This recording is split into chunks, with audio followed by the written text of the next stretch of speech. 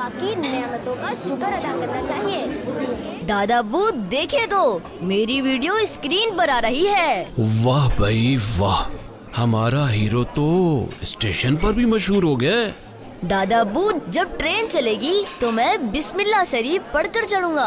बिल्कुल बेटा बिल्कुल, बिस्मिल्लाह शरीफ से आगाज किया जाने वाला सफर हमेशा खैर और बरकत वाला होता है।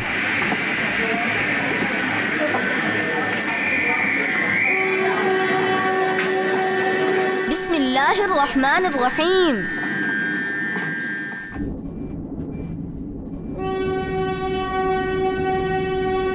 हमजा बेटा सफर की दुआ पढ़ लेते हैं ताकि हमारा सफर और सवारी दोनों ही महफूज रहे। सुब्हानल्लज़ी सख्खर लना हाज़ा वमा कुन्ना लहू मुक़रिनीन व इन्ना इला रब्बिना लमुनक़लिबून।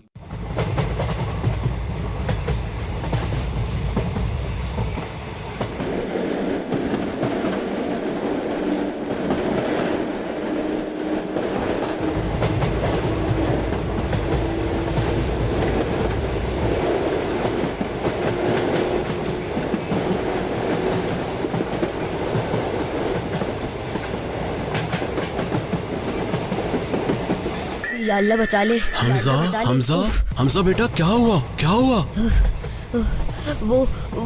वो दादा अब्बू मैंने बहुत ही अजीब ख्वाब देखा। क्या ख्वाब था, क्या कह रहे हो? दादा अब्बू मैंने देखा कि मैं एक वीरान जगह पर हूँ। दूर दूर तक मुझे कोई गाड़ी नजर नहीं आ रही थी। इर्द गिर्द कोई मोहल्ला, कोई घर नहीं। इसी परेशानी के आलम में दूर खड़ा घोड़ा मुझे देखकर हंसता है। मुझे उस पर बहुत गुस्सा आ रहा था, मगर फिर मुझे आइडिया आता है ऐसा न कर लूं कि मैं इसी घोड़े को अपनी सवारी बना लूं और फिर इसी पर सफर करूं। मैं उस घोड़े के करीब गया, उसे मानूस करने के लिए घास भी खिलाया, उसकी कमर पर हाथ फेरा ताकि घोड़े से मेरी दोस्ती हो जाए। हुआ कुछ यूं कि मेरा पैर घोड़े के पैर के नीचे आ गया। मैं तो दर्द से चिल्ला उठा। उफ!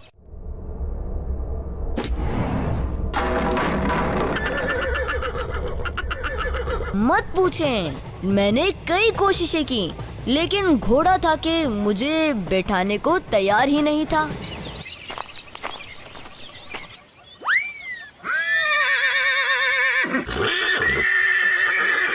फिर जैसे ही मैंने घोड़े पर सवार होने की कोशिश की, घोड़ा इस जोर से दौड़ा कि मैं धड़ाम से जमीन पर गिर गया।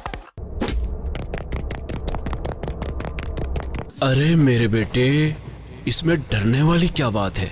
हमारे सब ख्वाब ही सच्चे थोड़ी होते हैं। बाज मर्तबा तो हमारे ख्यालात भी होते हैं। मैं तो घबरा ही गया था। अलबत्ता आपका ख्वाब सुनकर मुझे एक बात याद आई। आपको घोड़े पर सवार होते वक्त की दुआ पढ़ लेनी चाहिए थी। जब भी सवारी करें उसकी दुआ पढ़ लिया करें।